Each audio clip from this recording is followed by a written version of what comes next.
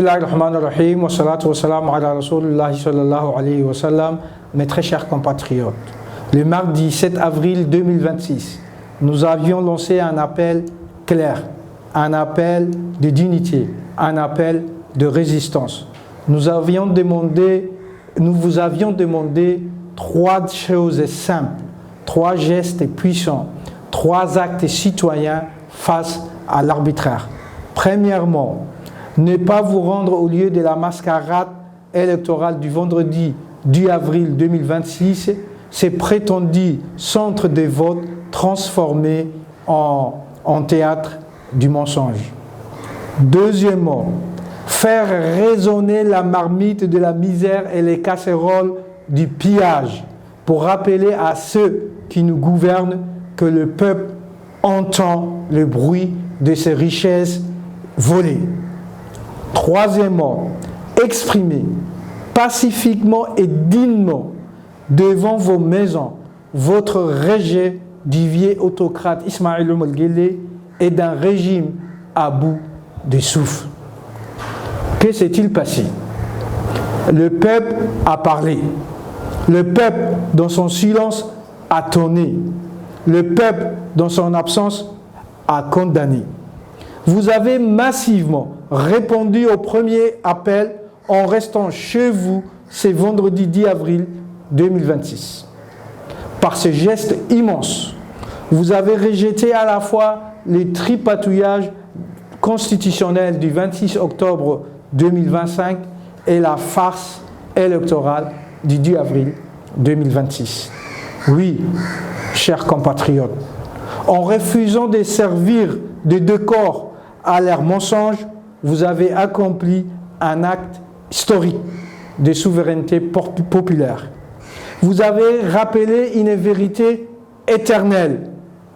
Sans le peuple, aucun pouvoir n'est légitime. Nous vous adressons donc nos félicitations les plus solennelles.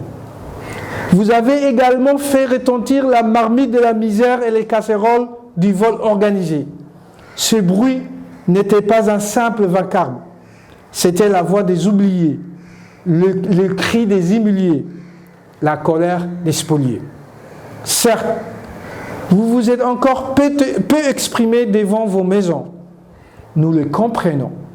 La peur existe, la menace existe, la répression existe, mais nous le disons avec gravité.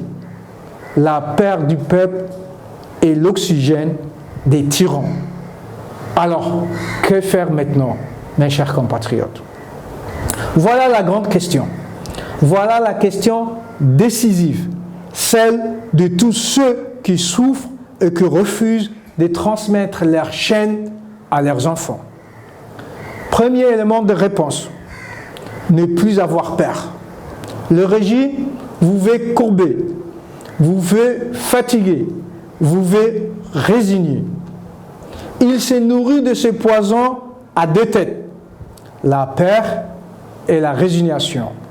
Refusons ces pièges et redressons-nous. Deuxième élément de réponse, poursuivre la mobilisation pacifique. Continuons chaque vendredi à partir de 11h à faire teinter les marmites et les casseroles. Que chaque rue entende ces signaux, que chaque quartier résonne de cette protestation, que le monde entier sache que Djibouti ne consent pas au mensonge de l'autocrate Ismaïl Omar Guelleh. Troisième élément de réponse, inventer l'avenir. Multiplions les idées, les initiatives, les formes d'action pacifiques, responsables et courageuses, opposant à leur brutalité notre intelligence collective, opposant à leur inertie notre imagination et opposant à leur fatigue notre espérance. Compatriotes, l'air n'est plus à l'attente, l'air n'est plus au murmure, l'air n'est plus aux illusions. Un peuple debout vaut 1000 discours du pouvoir. Un peuple uni vaut plus que toutes leurs manœuvres. Un peuple déterminé finit toujours par vaincre. Nous voulons la justice, nous voulons la liberté, nous voulons la dignité.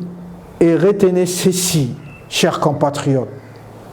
Ils ont les palais, nous avons le peuple. Ils ont la force, nous avons le nombre. Ils ont la peur, nous avons l'avenir. Mes chers compatriotes, nous voulons, nous pouvons et nous vaincre. Assalamu alaikum wa rahmatullahi wa barakatuh.